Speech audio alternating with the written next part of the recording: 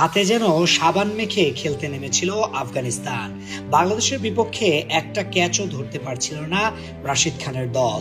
কিছুদিন আগেই রাশিদ খান দাবি করেছিলেন আফগানিস্তান এশিয়ার মাঝে দ্বিতীয় সেরা, সেটা হয়তো ক্যাচ মিসের দিক দিয়ে। বাংলাদেশের বিপক্ষে পাওয়ার প্লেতে একটা ক্যাচও ধরতে পারেনি আফগান ফিল্ডাররা।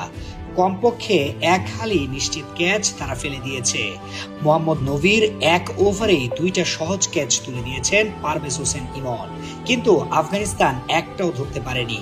আজকে বাংলাদেশের ওপেনিং জুটি দুর্দান্ত শুরু করেছে, এটার পেছনে আফগানরাও অবদান রেখেছে। তারা ক্যাচগুলো ধরতে পারলে ম্যাচটা সহজ হয়ে যেত তাদের জন্য। বাংলাদেশ বনাম আফগানিস্তানের দুই দলই বারবার কামব্যাক করেছে। টস জিতলে আফগানিস্তান ব্যাটিং নেবে জানা কথা, এটাই তাদের ফেভারিট। শুরুটাও করেছিল দুর্দান্ত। প্রথম ওভারে 3টা বাউন্ডারি, প্রথম 3 ওভারে 21 রান, কোনো উইকেট নেই। টি-20 ক্রিকেটে শুরু হিসেবে বেশ ভালো, তবে এরপর বাংলাদেশ তাদের আর দাঁড়াতে দেয়নি। পরের 4 ওভারে উইকেট নিয়েছে 4টি।